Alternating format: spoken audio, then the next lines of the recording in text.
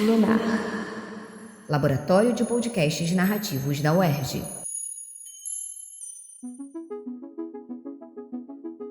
Bem-vindo, bem-vinda! Eu sou Andreoli Costa e você está ouvindo o Observatório Lunar, o podcast de entrevistas do Laboratório de Podcasts Narrativos da UERJ.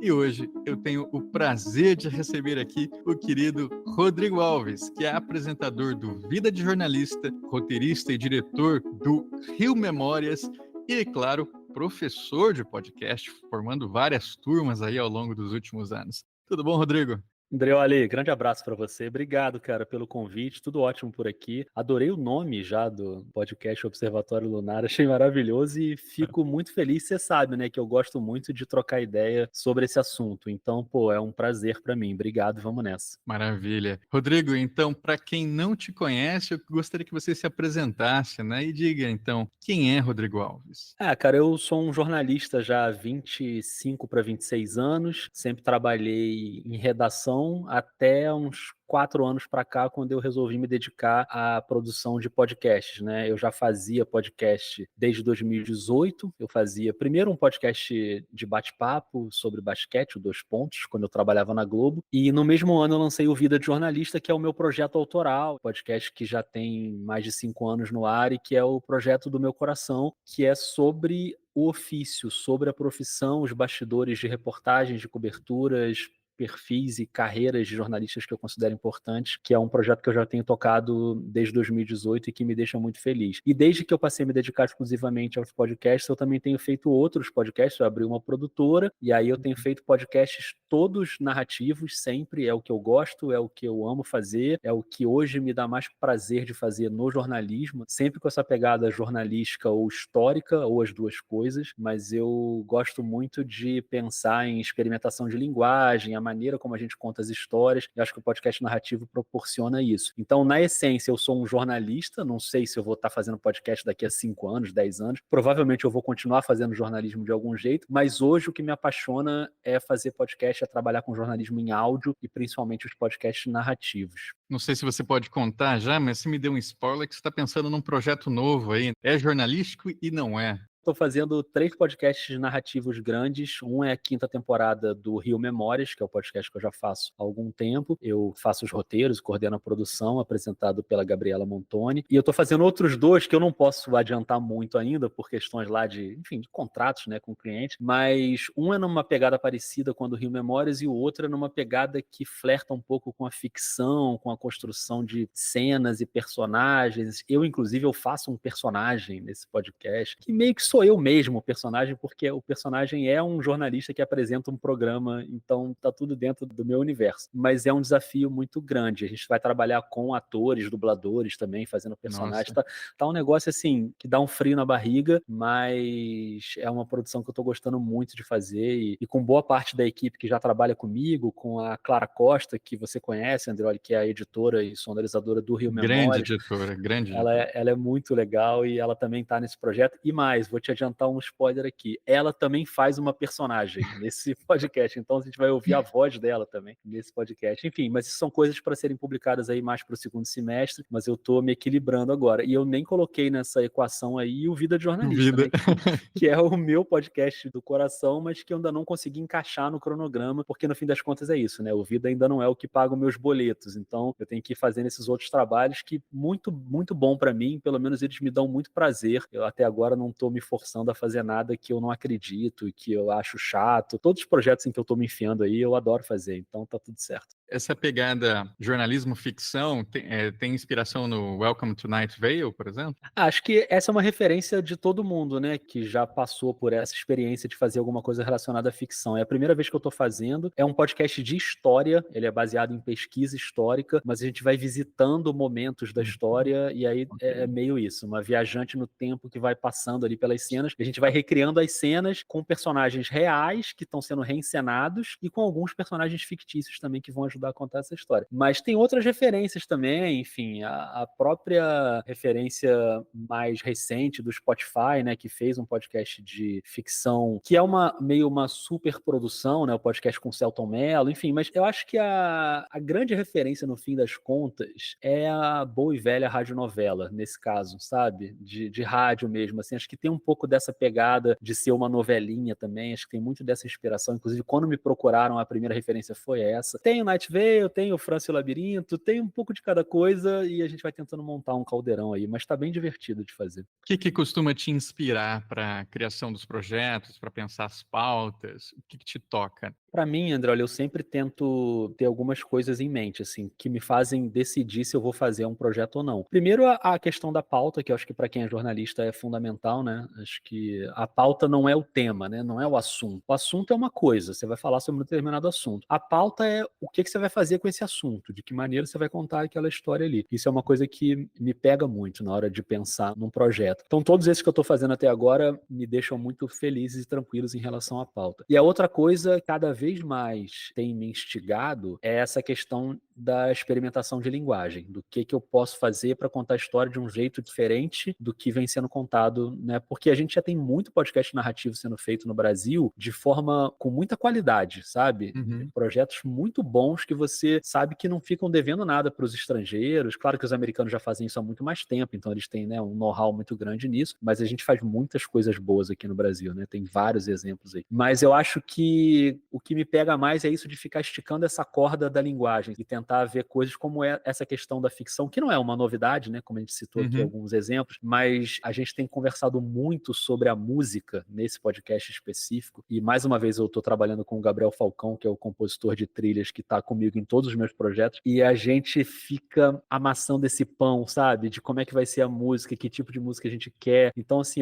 ontem eu estava 1h da manhã vendo no YouTube entrevistas do Martin Scorsese, que eu vi o filme novo dele, né, O Assassinos da Lua das Flores, e eu fiquei muito encantado com a música do filme, e bateu muito com o que eu estava pensando para esse outro projeto, não o de ficção, esse outro que eu falei que tem um pouco a ver com Rio Memórias, que também é um podcast que é sobre colonialismo e que tem a ver. E o filme do Martin Scorsese também tem um pouco a ver com colonialismo. E a música é meio um looping que fica ali suave, ela é uma facilitadora no filme, ela não é uma protagonista no filme. E era exatamente isso que eu queria para esse podcast. Então, eu fiquei vendo uma entrevista em que o Scorsese fala como ele chegou nisso, e ele usa umas referências, ele fala assim, o que eu pedi pro meu compositor foi uma coisa que fosse perigosa e sexy. E eu adorei ele falar isso, assim, porque a música é muito isso, é uma música sedutora, mas que traz uma coisa de perigo, sabe? Então, assim, eu fico muito viajando, eu, a Clara, o Gabriel, todo mundo que tá na equipe, e ficar, não simplesmente sair fazendo, usando uma fórmula, a gente fica tentando pensar coisas de linguagem, desde a música, o roteiro, a edição, o efeito, a pesquisa, tudo pra gente tentar fazer de um jeito original e diferente. Nem sempre o resultado vai ser o que a gente espera, mas a gente pelo menos tenta, né?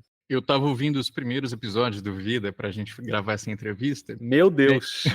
E é engraçado, né? A trilha que você colocava, uma trilha mais divertidinha, assim, né? Ela dá uns estourazinhos, comparado com agora que o Gabriel faz trilhas específicas para cada episódio. E essa trilha dos primeiros episódios, ela ficava o episódio inteiro, né? No Uhum. fundo, uma coisa que hoje eu jamais faria, assim. Nada contra quem faz, assim, mas beleza. Eu acho que a entrevista é soberana, né? A voz da pessoa é soberana. Então, se puder não ter uma música no fundo ali na hora que o entrevistado tá falando, eu prefiro. Mas naquela época eu fazia com a trilha no fundo. Era 2018 também, né, gente? Vamos dar um desconto pra mim, né? 2018 não tinha tanta referência assim pra eu prestar atenção. Mas hoje é muito diferente, porque o Gabriel, ele compõe a trilha a partir do que a gente conversa, a partir do roteiro que ele lê e muitas vezes a partir do episódio já editado que ele escuta e ele compõe em cima. Então a virada é na hora certa, o clima é na hora certa, bate muito bem com a locução. Depois que eu comecei a fazer, isso foi na segunda leva da série Memórias, que eu comecei a fazer trilha no Vida de Jornalista, e antes eu já tinha feito na segunda temporada do Rio Memórias, na primeira, né, desde a primeira do Rio Memórias, eu fiquei muito mal acostumado, porque você trabalhar com um compositor de trilha original, é claro que você precisa de um orçamento para isso, né, é mais caro, mas o Rio Memórias já tem isso previsto no orçamento. Aí no Vida de Jornalista eu agradeço imensamente aos meus ouvintes, apoiadores, assinantes, que por causa deles eu consigo contratar o Gabriel. E em todos esses projetos que eu citei, o Gabriel tá fazendo a música, porque a gente se dá muito bem no trabalho e acho que é fundamental. Mas aí é outra coisa, né? Não é como antes, como você citou, eu dependia de achar uma música num banco gratuito, e aí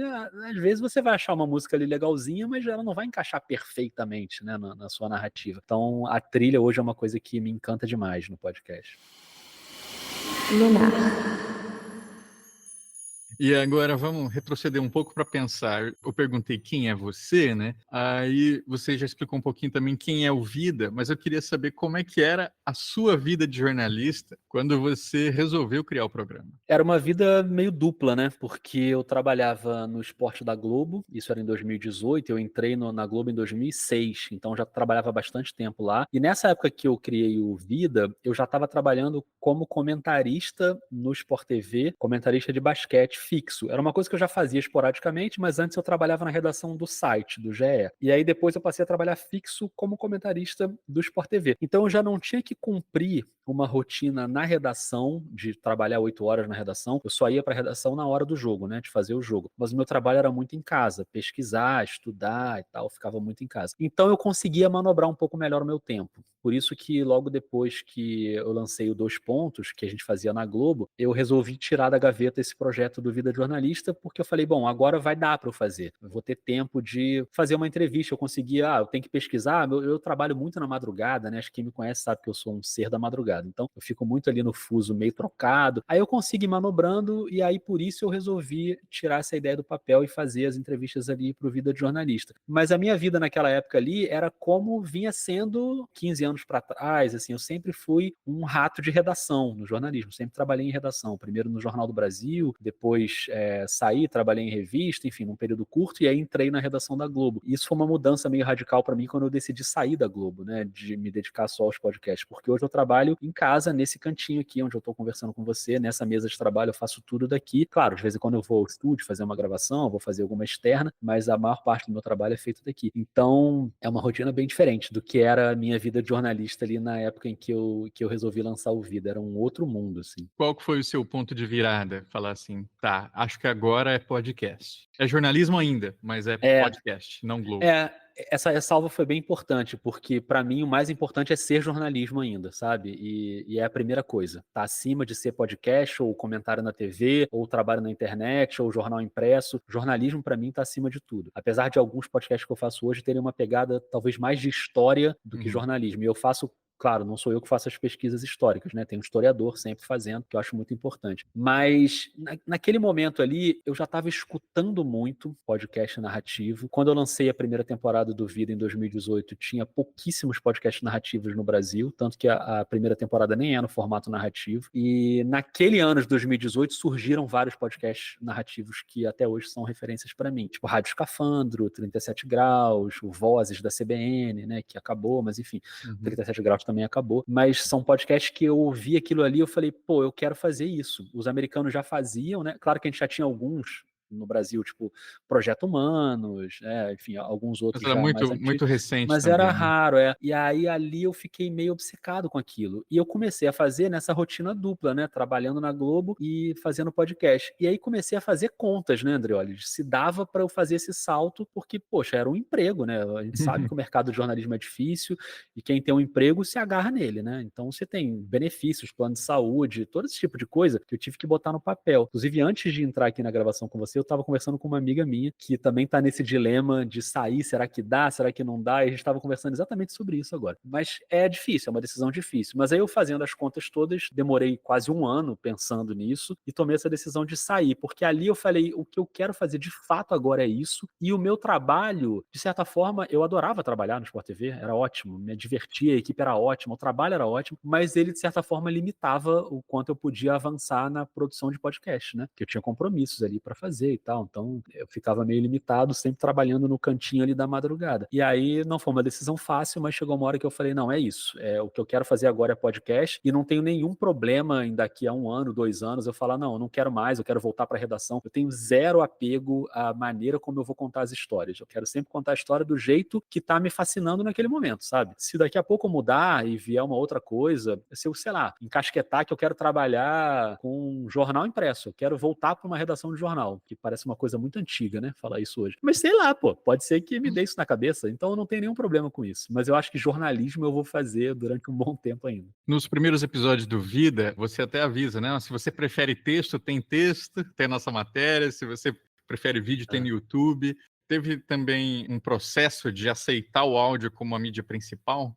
Isso é engraçado porque foi meio um ciclo isso. No início tinha essa preocupação de se o áudio é o suficiente. Então eu sei que muita gente prefere ler, tem muita gente que prefere assistir. E o Vida nunca teve o vídeo em si, né? Mas ele sempre teve no YouTube também com uma cartelinha e o áudio. E sempre foi uma preocupação também ter, principalmente a partir de um determinado momento ali na segunda temporada, de publicar as transcrições dos episódios na íntegra para quem quiser ler e para quem tem algum tipo de deficiência auditiva também e não vai conseguir ouvir o conteúdo. Tem essa opção, acho que você amplia ali a sua cartela de ouvintes, né? Acho que é importante a questão da acessibilidade. Mas isso foi curioso, porque logo ficou muito claro para mim que o áudio é o suficiente para quem gosta de áudios. Então, às vezes eu vou conversar assim numa turma de faculdade e, enfim, já conversei com a sua turma também na UERJ, eu costumo ir bastante assim, né, nas faculdades. E às vezes as pessoas me perguntam, você vai montar alguma apresentação? Você vai fazer É verdade. montar slides e tal? E eu nunca faço apresentação, assim, eu sempre confio no áudio, sabe? Porque a minha oficina de podcast é a mesma coisa, não tem slide, não tem apresentação, não tem tela. É exemplo em áudio, raramente tem alguma referência visual, a não ser quando eu quero, assim, mostrar como é o meu roteiro escrito, aí eu abro a tela, compartilho, mostrar como eu organizo o quadrinho ali para fazer um esqueleto, aí tudo bem, mas o geral é áudio, áudio, áudio, áudio, para mim é muito suficiente, tanto que o evento que a gente fez do Rio Memórias, em que você esteve lá para fazer um episódio ao vivo no palco, a gente fez isso no ano passado, a gente montou um episódio narrativo ao vivo no palco, também teve muito essa questão, mas aí vocês vão botar uma imagem atrás para as pessoas verem e tal, e não, é áudio, a gente vai fazer o episódio em áudio, o que a gente faz é jornalismo em áudio, é história em áudio. Então, para mim, o áudio ele se segura. E, pô, se eu não confiar em áudio, né, quem é que vai confiar? Eu trabalho com isso. Então, eu sempre vou nele. Mas eu sei que o texto pode ser importante em determinados momentos para quem prefere ler. Eu sei que, às vezes, não é nem necessariamente uma deficiência auditiva, mas um incômodo que a pessoa tem de escutar e não gosta, e prefere ler. Então, é claro que o máximo que eu puder ampliar, né, para o meu conteúdo chegar em mais gente, beleza. Mas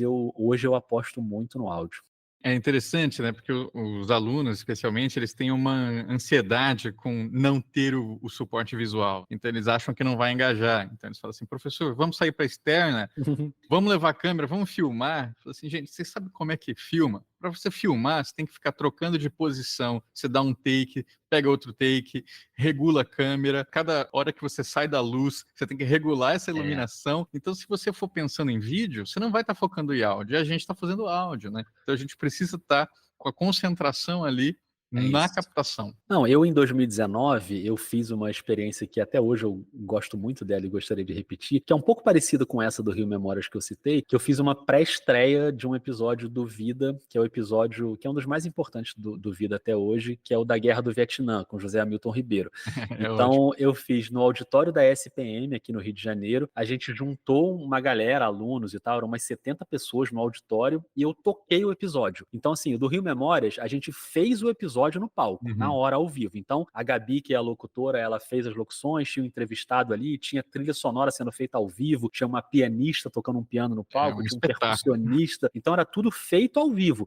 Efeitos sonoros a gente fez junto com a plateia. Enfim, foi uma outra coisa. Esse do Vida, não. Eu simplesmente toquei o episódio pronto para as pessoas ouvirem. Um episódio de 1 hora, sem nenhuma referência visual. E é meio tenso isso, porque a pessoa tem que ficar 1 hora sem ter para onde olhar. É como se ela estivesse numa sala de cinema que não tem a tela do cinema. Ela tem que ficar só ouvindo. E aí foi engraçado, porque eu fiquei sentado de frente para a plateia, né? Para ver a reação da plateia. E, André, olha, umas 3 pessoas, acho que 4 pessoas, dormiram, assim, sem nenhuma cerimônia, de jogar a cabeça para trás e dormir, fechar o olho e dormir, e roncar. E tudo bem, beleza. A pessoa dormia ali. Era de manhã cedo ainda na faculdade, então, pô, tava todo mundo com sono, beleza. Mas é muito legal, né? Porque você vai vendo que no início as pessoas ficam procurando para onde olhar, onde que eu vou fixar o meu olhar aqui para prestar atenção. E depois você vai vendo as reações, né? O momento em que a pessoa faz a cara de espanto, o momento que a pessoa ri.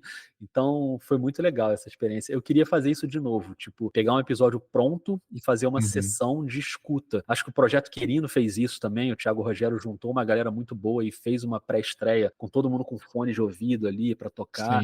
Então, pô, foi muito legal. E o meu nem teve fone de ouvido, foi no alto-falante mesmo do auditório. Mas foi uma experiência incrível, que já tem quase 5 anos e que eu queria repetir. Só de eu ter mencionado aqui a ideia da câmera, né, a gente já vê como o áudio tem facilidades. Então, você consegue fazer coisas que talvez para o audiovisual mesmo, né, você precisasse de muito mais recurso, equipamento, equipe, enfim. Eu queria que você pensasse também para a gente quais são os desafios do áudio, né, as grandes dificuldades de fazer uma produção midiática nesse formato. Eu acho que tem vantagens e desvantagens aí. Certamente tem desafios muito grandes. Eu acho que uma vantagem que tem em relação à edição de áudio é que você consegue fazer a magia acontecer de uma maneira mais fácil do que em vídeo, porque uma edição de áudio você consegue desde limpar uma fala de uma pessoa que você entrevistou, você consegue limpar sem parecer que está editado. Em vídeo, se você fica editando, fica picotando a imagem, a cabeça da pessoa fica mexendo, né? Você vê que está editado. Ele não está nem falando, gente, de limpar no sentido de tirar ruído, é limpar mesmo, de tirar Isso, gaguejo, juntar palavras, exatamente.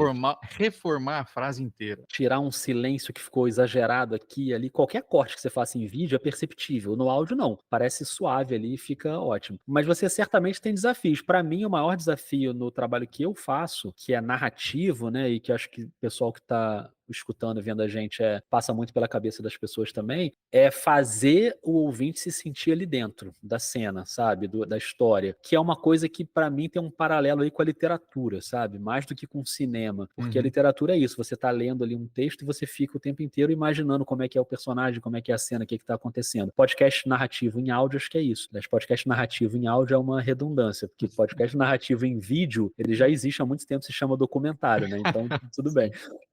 Mas assim, o podcast narrativo tem essa questão, né, de brincar ali. Para mim, o elogio que mais me deixa feliz quando alguém fala em relação aos podcasts que eu faço é: pô, Rodrigo, eu me senti dentro da cena ali, me senti junto com você.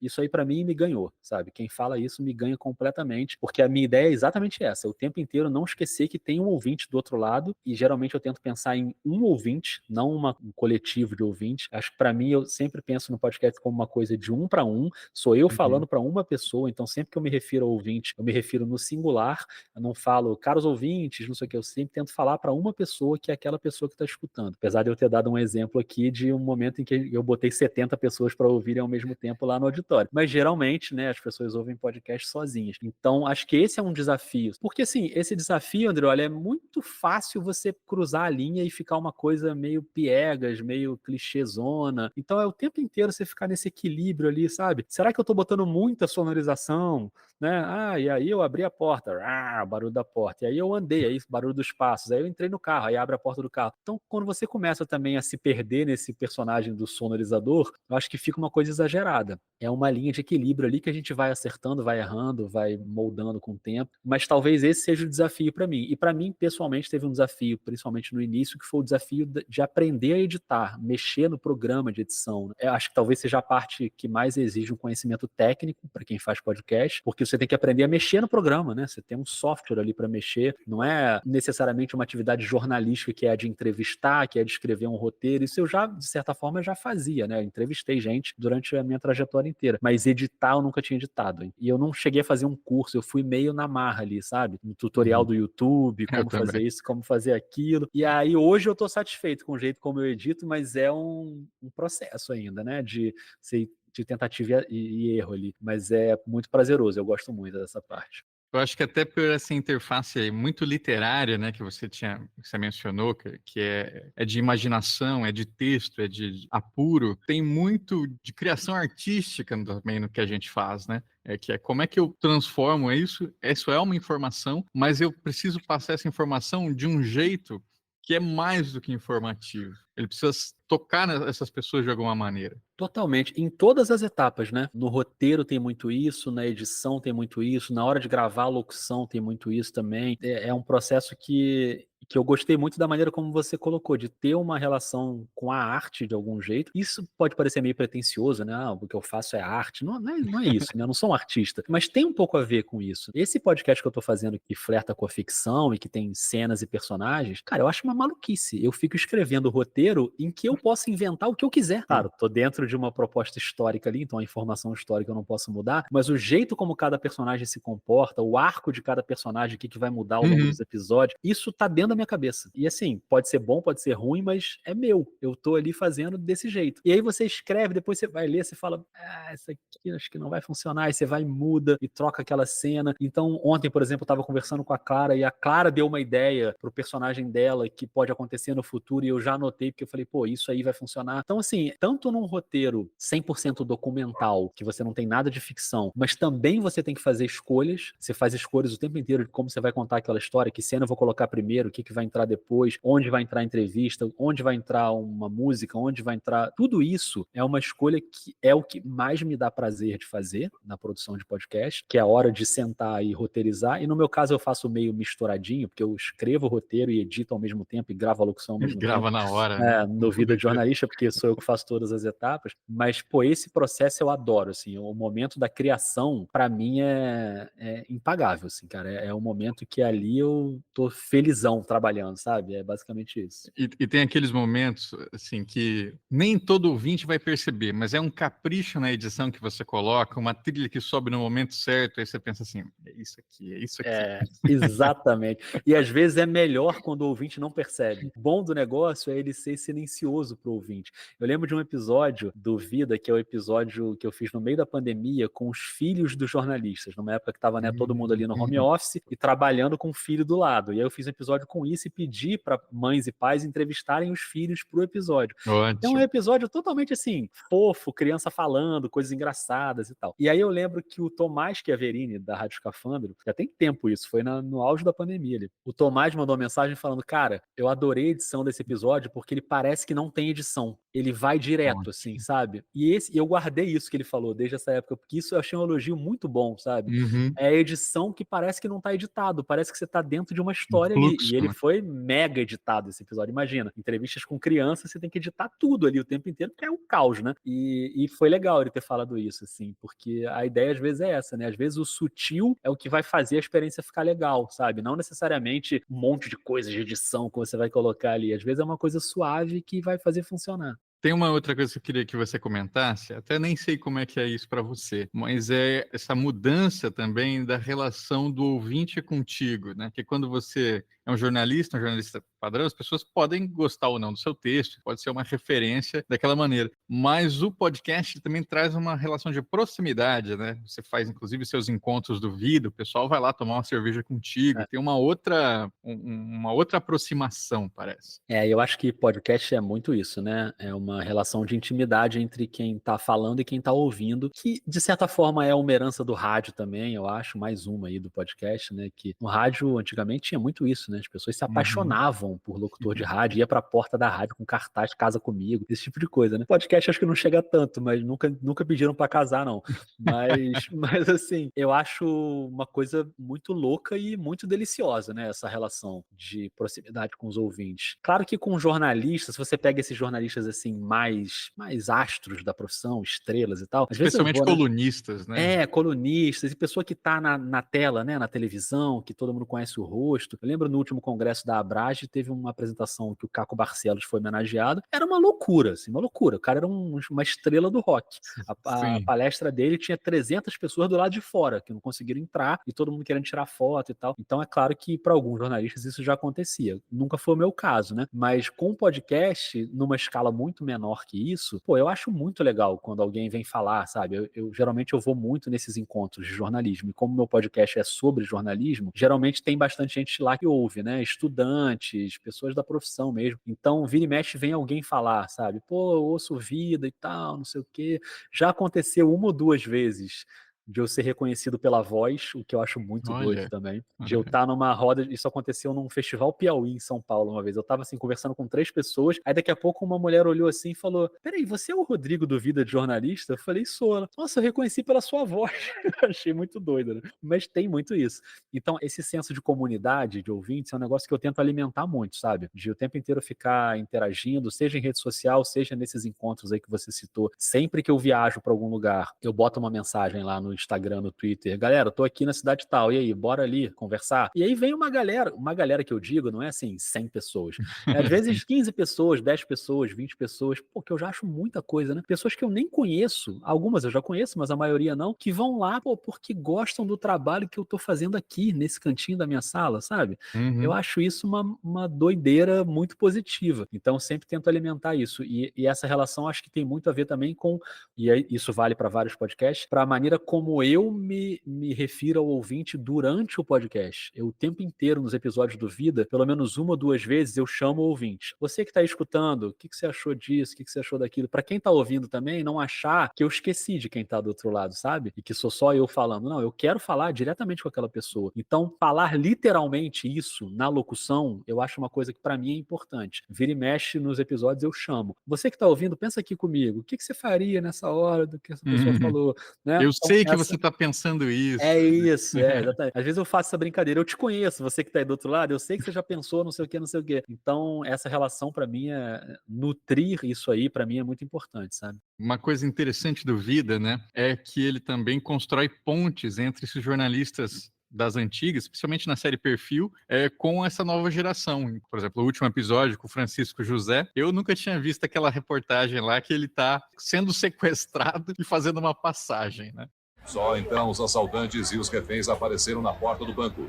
Eram 6 assaltantes. Alguns cobriam o rosto, outros usavam caps da polícia para disfarçar. E todo mundo entrou num carro, um Santana Quantum, que estava parado aqui na calçada, e ali começou uma perseguição de cinema. As 10 pessoas entraram no carro que saiu em direção à rodovia PR-232, que liga o Recife ao município de Salgueiro. A perseguição da polícia... E por que eu tô contando tudo isso? Porque um dos reféns naquele assalto era um jornalista, um dos maiores jornalistas que esse país já teve. Aí, ó, arma engatilhada, apontando pra minha cabeça, o tempo todo ameaçando atirar. Tem que resolver esse problema, acabar com essa puta vergonha no Brasil. Então isso é muito interessante também enquanto documento, né? Um documento de gerações. O cara tá dentro de um carro com 5 sequestradores e 5 reféns, ele é um dos reféns, e ele com o microfone na mão, falando ao vivo pra TV. É uma coisa que hoje é meio inimaginável, né? Assim, Sim. até assim, ainda bem que é inimaginável, né? Porque você tem protocolos de segurança ali que impedem esse tipo de coisa, mas era um outro tipo de jornalismo que a gente também pode aprender com ele, né? Esse episódio de Francisco José, eu aprendi muitas coisas ali, de coragem mesmo de exercer a profissão, sabe? Coisas que eu certamente não faria, mas que ele se mete em algumas roubadas, assim, que talvez eu não me metesse. Mas, enfim, ele é uma lenda da profissão. E essa série aí de perfis, a intenção foi meio essa mesmo, sabe? Misturar essas gerações. Então, tem algumas pessoas com mais de 60 anos. Bom, a série abre com uma pessoa com 80 anos, que é a Dorit Arazin, né? Ela não tá no episódio porque ela não gosta de dar entrevista, mas é um perfil dela, sobre ela. E tem gente de 20 e poucos anos, sabe? Ali também, que ainda tá no começo de uma trajetória, mas que já fez coisas muito interessantes. Então, esse é meio um mote do Vida de Jornalista, tentar abrir o máximo o leque que eu conseguir de mostrar aspectos diferentes da profissão, ou para quem está começando, para quem ainda está estudando, ou para quem já está mesmo na pista aí há muito tempo, porque também o Vida tem muitos ouvintes de gente mais experiente, assim, né, que já tá na redação. Isso me deixa também muito envaidecido, sabe? Tipo, a Juliana Dalpiva mandar uma mensagem assim, fala, nossa, eu amo o podcast, eu ouvi, não sei, fala, meu Deus, é a Juliana Dalpiva, né? Ela já foi entrevistada, e inclusive é um dos episódios mais escutados do Vida, e ela é uma querida, né? Mas saber que ela ouve os outros episódios me deixa muito feliz, isso vale. Bianca Carvalho, ela é apoiadora do Vida, Fabiana Moraes é apoiadora do Vida, e ouvinte. Então, assim, esse tipo de coisa, pô, pra mim não tem preço, né? E também não tem preço quando chega uma estudante que eu não tenho a menor ideia de quem seja e me para num congresso e fala que o Vida foi importante, sabe, na graduação. No geral, às vezes eu penso em parar de fazer o Vida. Aí eu tenho que ir num evento pra ouvir umas coisas dessa, e aí eu falo, tá bom, não posso parar, vamos seguir então. O que eu estava pensando aqui também é sobre o Vida enquanto esse desafio de fazer, né? você mesmo tinha falado, ele tem o recurso dos apoiadores, mas ele também não é a sua fonte principal de renda, né? Então, por que continuar fazendo? Continuar fazendo, então, por uma inspiração, assim, por um desejo de fazer parte ainda de uma comunidade? O que te move nisso? São algumas coisas, cara. Uma é que é o meu projeto autoral em que eu tomo todas as decisões e eu faço do jeito que eu acho que dá pra fazer. Todos os outros podcasts que eu faço, eu tenho muita liberdade pra fazer, sabe? E as pessoas acreditam muito em mim e confiam em mim pra eu fazer do jeito que eu acho que devo fazer. Mas claro que são podcasts pra clientes, né? Vamos dizer assim. Às vezes essa relação nem parece de cliente, porque tem uma relação muito boa ali, em todos os casos. Mas é claro que tem um cliente que tem que aprovar, que às vezes vai pedir alguma coisa pra não ir nessa linha e naquela, e é normal. O Vida de Jornalista é o oposto extremo disso. Eu até sinto falta de alguém pra escutar e me falar, não, isso aqui você podia ter feito de um outro jeito, porque não tem ninguém pra falar nada até a hora que ele vai pro ar. Aí na hora que ele vai pro ar é que as pessoas vão ouvir. Então é um projeto muito autoral e assim, eu me sinto muito à vontade pra fazer várias experimentações de linguagem, tipo pra fazer o episódio lá que eu fiz sobre o disco voador em Casimiro de Abreu, que é um episódio musical, que tem uma música com letra que conta a história. É uma coisa que talvez num podcast pro cliente eu não conseguiria fazer, sabe? No Vida eu fiz porque eu fiz. A pessoa pode gostar, pode não gostar, mas tá lá. Então, experimentações de linguagem são coisas que me movem muito. E aí tem essa coisa também, que era um propósito inicial, que era isso de fazer um podcast para a comunidade jornalística brasileira, sabe? Tanto os jornalistas já formados como os estudantes. E isso foi, de fato, uma coisa que deu certo. E hoje eu sei que nas faculdades as pessoas ouvem, nas redações as pessoas ouvem. E aí, quando chega esse tipo de comentário, eu me sinto mais motivado a continuar. Isso parece uma coisa meio demagógica, assim, né? Meio sentimentaloide. Mas é verdade mesmo, cara. Eu me sinto muito assim, sabe? De falar, pô, o trabalho que eu tô fazendo, e é claro que não é por mim, né? Eu sei que é por causa das pessoas que eu entrevisto, né? As pessoas não ouvem o Vida pra me ouvir. Elas ouvem o Vida pra ouvir as pessoas que eu tô trazendo. Mas eu sei que isso tem uma importância. Eu sei que funciona como um complemento de formação, de você entender a experiência do seu colega, como é que é. E isso é uma coisa que, no fim das contas, é meio egoísta também, porque também serve muito pra mim, né? Eu também, enfim, sou muito curioso pra saber como é que a pessoa trabalha, qual é o método, como é que escreve, como é que foi o bastidor. Qualquer coisa que eu vejo no jornalismo que eu gosto, minha primeira reação é pensar, pô, como é que a pessoa fez isso? Como é que foi isso? Como é que ela conseguiu essa entrevista? Como é que foi essa apuração? Como é que é a relação com essa fonte? Como é que foi depois? Como é que é a relação com o chefe dela na redação para publicar isso? Então, tudo isso são coisas que as pessoas vão contando no Vida, né? Por isso que, apesar dessa questão da grana, ele tem uma renda mensal aí dos assinantes de mil reais, mais ou menos, 1.000 e poucos reais. Ele já teve 120 e poucos assinantes, hoje ele tem 60 e poucos assinantes. É um número que vem caindo. E tudo bem, porque tem muita coisa aí para apoiar. Eu mesmo apoio vários projetos e é meio cíclico isso, né? A gente vai rodando os apoios e beleza. Então eu sei que não vai ser o que vai pagar minhas contas, mas eu uso todo esse dinheiro para investir no próprio Vida. Então, para pagar uma viagem minha para gravar o episódio, sei lá, com a Inês Aparecida lá em Fortaleza, eu fui lá para gravar com ela. O próprio Francisco José, eu fui para Recife para gravar também. Então, todos esses gastos que eu tenho de equipamento, de assinaturas de plataformas, de viagens, de transporte, de estúdio, as entrevistas da série de perfis, quase todas, praticamente todas, eu gravei em estúdio. Isso custa dinheiro. Então, tudo isso eu uso essa verba dos ouvintes e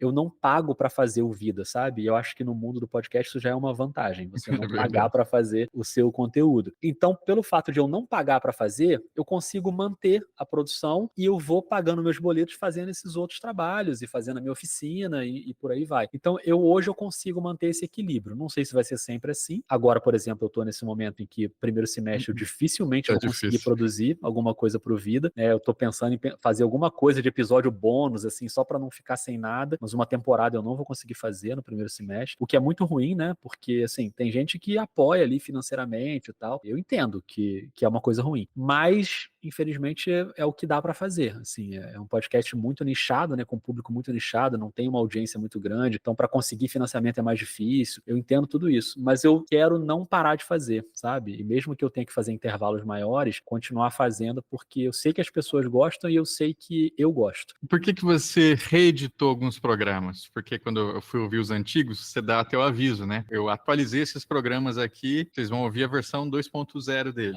Eu fiz isso com a primeira leva leva da série Memórias, que foi publicada em 2019, que foi esse episódio aí da Guerra do Vietnã que eu falei, ele foi o 8º episódio, né? O último episódio dessa série, da primeira leva. Só que foi 2019, né, André? Olha, eu nunca tinha feito podcast narrativo, eu não tinha um equipamento decente, eu fazia num microfoninho qualquer, a qualidade da locução não era tão boa, a qualidade da edição, claro que vai melhorando, e ela vai melhorar sempre. Eu sei que o que eu editar daqui a um ano vai ser melhor do que o que eu tô editando hoje, porque é muito hábito, né, experiência. E aí, quando eu fui fazer a segunda leva da série Memórias, eu juntei o útil ao agradável ali. Eu falei, eu vou ter um período aí de intervalo, sem episódios, então eu vou republicar esses episódios da primeira leva, que tinha acontecido 2 anos antes. Por quê? Porque aí eu faço um aquecimento para a segunda leva. Muita gente lá em 2019, o público do Vida era muito menor, então muita gente que chegou depois não tinha ouvido aqueles episódios lá atrás. Era uma maneira de colocar as pessoas dentro da série, que para mim é a coisa mais importante que eu já fiz no Vida, e é disparado a maior audiência de episódios, são os episódios dessa série. É uma série, para quem não sabe, sobre fatos que aconteceram no passado e como eles foram cobertos. Então é sempre alguém que fez uma cobertura antiga, contando como foi aquela cobertura. Então tem o Césio 137, tem o ônibus 174, a chegada do Homem à Lua, o assalto ao Banco Central, enfim, tem uma série de episódios lá. E aí, o que eu fiz? Eu regravei todas as minhas locuções de todos esses episódios da primeira série, porque eu queria gravar com uma qualidade melhor. Eu tinha todos os roteiros, né, arquivados, então o texto é o mesmo, a locução é a mesma, mas eu regravei tudo e encaixei tudo de novo, sabe? Eu fiz uma harmonização facial, só que de áudio, no podcast.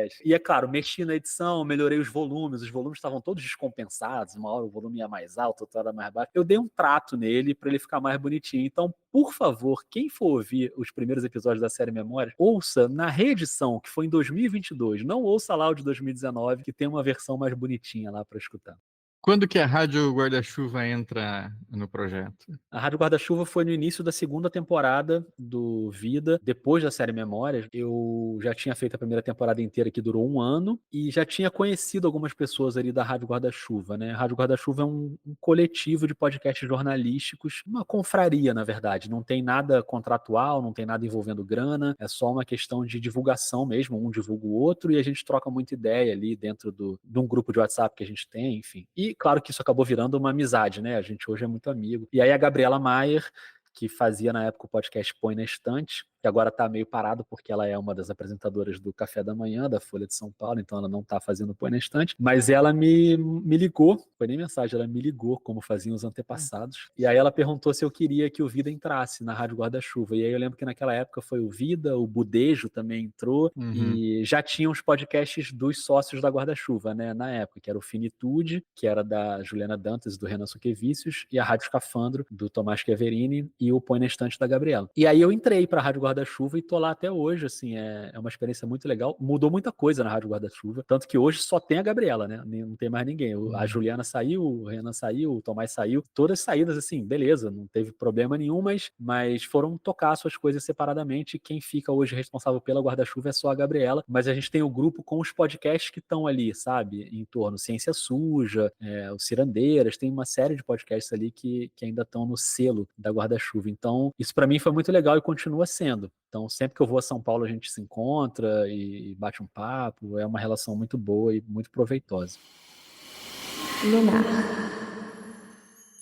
Para a gente se encaminhar para o final, então, Rodrigo, eu queria que você falasse um pouco das suas oficinas, né, de podcast, como que você organiza elas, para quem que é, para quem está começando ainda, ou para quem já quer se refinar, como que você estrutura essa parte também da sua carreira? Cara, essa é uma parte bem importante para mim. Eu comecei a fazer isso quando eu saí da Globo, né, um pouquinho antes, alguns meses antes, quando eu já tinha tomado a decisão, eu falei, bom, vou precisar arrumar dinheiro, né, então eu comecei a pensar em coisas que pudessem me remunerar, e muita gente já falava isso, né, pô, faz uma oficina. E eu acho que, assim, o que me habilita a fazer oficina, na verdade, é o fato de eu fazer o Vida de Jornalista sozinho, porque aí eu faço todas as etapas. Então, de certa forma, eu fui acumulando uma experiência em todas as etapas, né? E a oficina é isso, ela passa por todas as etapas de produção de podcast, desde pensar a pauta, até a pesquisa, a entrevista, o roteiro, a locução, a edição, a divulgação. Vou passando ali por todas as etapas. É uma oficina online, que eu vou abrindo as turmas, assim, quando dá. Então, nesse primeiro semestre, eu quero fazer uma turma. No ano passado, eu fiz, acho que 4 ou 5 turmas. E assim, desde 2021 já foram mais de, acho que 600 pessoas que passaram pela oficina. Caramba. E o que eu acho mais legal, e que acabou virando uma piada interna minha e uma certa obsessão, que é o seguinte: eu quero que toda turma, cada turma tem 30 pessoas, eu quero que toda turma tenha pelo menos um representante de cada região do país. Sempre tem, nunca falta nenhuma Legal. região. Então, isso é muito legal, assim. Eu já tive representantes de todos os estados brasileiros, e eu acho muito legal também que vira e mexe tem gente de outros países, tem gente de Portugal que faz, e portugueses mesmo, não necessariamente brasileiros. Brasileiros que moram em outros países, no Canadá tem bastante gente que já fez, e vai se criando também uma comunidade ali. E até em relação a trabalho, eu vou te dar um exemplo disso, 2 exemplos. Primeiro, um exemplo que você já sabe, a Clara, que é a editora de todos os projetos que eu faço, eu conheci a Clara porque ela foi aluna da minha oficina, e ela fez oficina, e aí eu precisava montar lá um orçamento para fazer o Rio Memórias, quando eles fizeram a proposta, e eu falei com a Clara, eu sabia que ela já trabalhava como editora de áudio, e ela começou a trabalhar comigo, e ela é uma gênia, e ela está até hoje trabalhando comigo, e deu super certo. E o outro exemplo é que para esse podcast de ficção, aí eu vou dar um pequeno spoiler aqui, a gente tem em algum momento uma cena em que um dos personagens é Dom Pedro I, uma cena do passado, ele fazendo um discurso, e a gente precisava fazer esse discurso, e eu falei, pô, não pode ser um brasileiro fazendo o discurso de Dom Pedro I, né? E aí eu chamei o Felipe Santa Bárbara, que é um jornalista português que fez a minha oficina no ano passado, eu conheci ele por causa disso, e no momento em que a gente está gravando a nossa conversa aqui, acabou de chegar uma mensagem dele me mandando o áudio que ele gravou com o discurso de Dom Pedro I, que eu ainda não ouvi, mas eu tô doido para ouvir, e aí ele vai participar também do podcast. Isso acontece muito, de eu chamar pessoas para fazer freela de locução, freela de produção, pessoas que fizeram a oficina e que são de vários lugares do país e acabam trabalhando junto. Então a oficina é uma coisa que eu adoro fazer, eu adoro o momento ali da troca na aula, assim, é sempre muito legal. Várias pessoas importantes até da podosfera já passaram ali pela oficina. Quero fazer sempre, eu só queria ter mais tempo, isso inclusive é uma meta minha para o futuro, talvez para o próximo ano, é eu produzir menos e dar mais aula. Eu quero em algum momento fazer um pouco essa troca aí, sabe? Talvez é porque eu esteja no auge da produção, eu nunca fiz o que eu tô fazendo esse ano. São 3 podcasts grandes ao mesmo tempo. Então, assim, é muita coisa. E aí eu não tô conseguindo tempo para dar a oficina. Talvez eu dê uma desacelerada na produção, pegar o Vida e o Rio Memórias, por exemplo, que são os meus 2 projetos principais, e não pegar outros para poder fazer mais as aulas, sabe? Que eu acho que ainda tem uma demanda muito grande pela aula. Você não pensa num curso pré-gravado? O Mizanzuki agora tá nessa, né? É, tem várias pessoas que têm feito isso, né? Eu penso sim, mas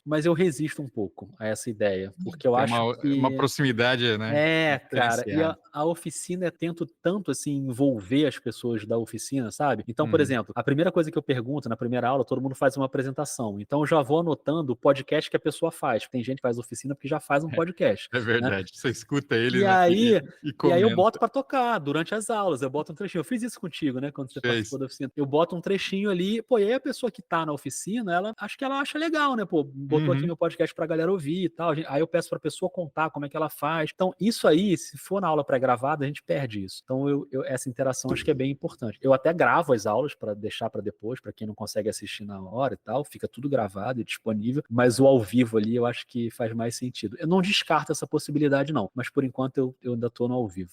Então, para a gente encerrar, eu queria que você, Rodrigo, indicasse para os ouvintes 2 programas.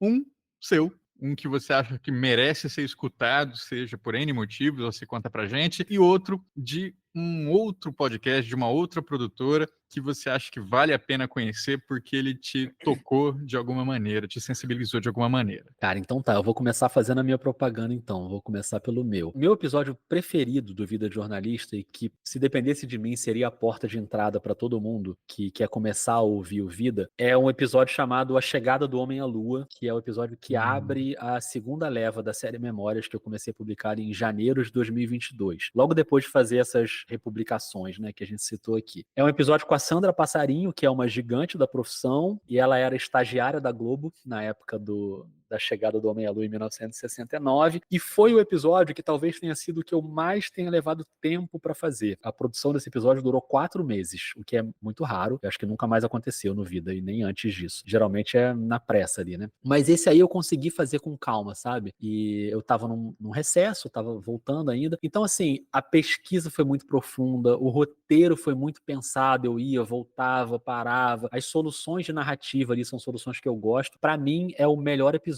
em termos de de história, de roteiro, de narrativa do Vida de Jornalista. E ele tem uma coisa que eu uso muito os áudios da NASA, né, dos astronautas ali antes de pousar na Lua. A saída de roteiro que eu encontrei para esse episódio foi que ele é um episódio de 1 hora e a primeira meia hora dele é em tempo real com o pouso na Lua. Então o episódio começa exatamente meia hora antes da nave tocar o solo da Lua. Então eu já aviso logo, quando a gente chegar em 30 minutos de episódio, exatamente 30 minutos, é a hora que a nave vai pousar na Lua. E essa linha do tempo, ela é marcada pelos áudios da NASA. Começo com o áudio da NASA e eu falo, esse áudio aí é exatamente 30 minutos antes. E ao longo dessa primeira hora, eu vou contando a história da televisão brasileira para transmitir aquele pouso, porque a história do episódio é essa, na real, né? É um podcast de jornalismo. Então é como foi a maluquice de uma televisão que tinha acabado de nascer no Brasil. A Globo tinha 4 anos, a transmissão via satélite tinha 4 meses no Brasil, nunca tinha sido feita antes transmissão via satélite, e teve simplesmente o pouso do homem na Lua para eles transmitirem ao vivo num pool, né? Foi a Globo, a Tupi, um monte de emissora junto. Então, assim, tem muita história saborosa ali. A história de ter que tirar o Silvio Santos do ar, porque era na hora do programa dele, e ele era já o rei da audiência naquele momento, ele estava na Globo, enfim. Essa história eu vou contando na primeira meia hora, mas de vez em quando eu chamo o áudio da NASA. Vamos ver onde é que eles estão agora. Aí entra o áudio e os caras estão ali já começando a descida, sabe? Então eu fiz essa coisa para quando chegasse em meia hora, é a hora que a nave toca o solo. E depois, claro, tem toda a sequência até o Neil Armstrong pisar na Lua mesmo e tal. Então é um episódio que eu gosto muito dele, eu vira e mexe, eu volto nele para ouvir de novo, o que também é muito raro de acontecer com meus podcasts, mas eu gosto bastante dele. Então, se você está pensando em começar aí, você que está ouvindo o Vida de Jornalista, eu sugiro esse episódio, ele é de janeiro de 2022, a chegada do homem à Lua. E aí, cara, eu pensando num episódio que tenha me marcado, eu vou te pedir licença para voltar aí lá naquele momento em que eu decidi que eu faria podcast narrativo, porque acho que teve um episódio que foi muito simbólico para me ajudar nessa decisão. É claro que eu poderia citar, enfim, 1 milhão de coisas aqui, né? Qualquer episódio do Projeto Querino, do Praia dos Ossos, são clássicos aí que a gente tem e que são muito marcantes para podcast narrativo. Mas eu vou citar um episódio do 37 Graus, que é um podcast que já acabou, inclusive, mas que tem várias temporadas aí no ar para ouvir, feito pela Sara Zoubel e pela Bia Guimarães, se chama Turma da Enchente 2. É um episódio de 2019, de julho de 2019, que é um episódio sobre enchentes em São Paulo e elas vão conhecer um lugar que é uma travessa em São Paulo que durante 4 meses do ano ela fica submersa.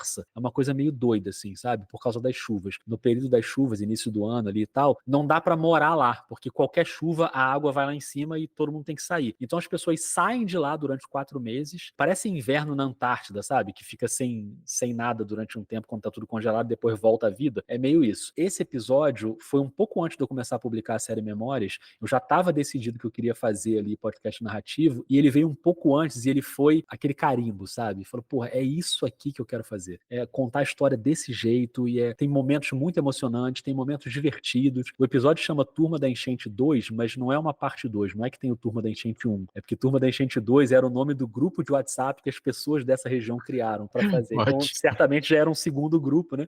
Então eles tinham um grupo que era a Turma da Enchente para eles se avisarem sobre alagamentos e tal. E, cara, é feito de um jeito muito incrível, e eu acho que quando eu falo isso com a Bia e com a Sara, elas até falam, pô, Rodrigo, mas é um episódio lá da segunda temporada, eu acho. Mesma reação que eu tive aqui quando você falou que ouviu os primeiros episódios lá do Vida. A gente não gosta muito, né, dos nossos primeiros episódios. Então é claro que o 37 Graus ainda evoluiu muito mais depois disso, mas esse episódio eu acho matador, sabe?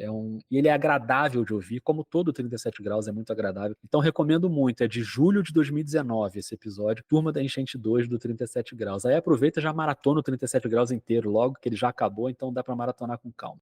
Rodrigo, muito obrigado pela sua presença no nosso programa piloto.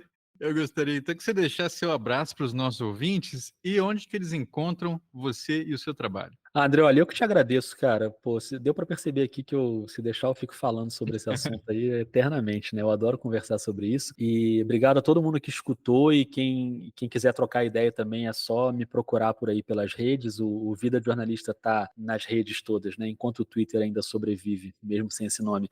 Com @vida_jornalista, mesma coisa no Instagram, que hoje acaba sendo a rede principal ali do Vida. Então, quem quiser, manda uma mensagem por lá, que eu sempre fico atento ali às mensagens, a gente troca uma ideia. O Vida tem, enfim, 5 anos, então são quase 200 episódios para quem quiser dar uma mergulhada aí, procurar alguma coisa que interesse para escutar. Quase todos, desde a segunda temporada, todos nessa pegada narrativa. Então, o podcast narrativo é a minha paixão atualmente, e eu acho que o trabalho que você tem feito em todos os seus projetos aí, como eu considero você um agitador, sabe, dos podcasts. Eu acho que você faz coisas acontecerem de todos os jeitos, seja pensando no evento, seja com os alunos, seja no Instagram, no laboratório, enfim, não importa, mas você está fomentando muito essa área. Então, pô, sempre um prazer trocar ideia contigo, conta comigo sempre aí. Obrigado a todo mundo que escutou. Adorei. Obrigado, gente. Isso, muito obrigado, Rodrigo. E você que nos ouviu, não deixe de nos acompanhar em @podcastnarrativo em todas as redes sociais. As que importam, né? No X a gente não tá. E também no site podcastnarrativo.com.br. Lá vocês encontram o nosso acervo de podcasts narrativos que a gente está cadastrando para que vocês possam conhecer e separar por tema, né? Podcast narrativo de esporte, policial, político, enfim, vocês vão gostar. Valeu, pessoal, um abraço e até a próxima.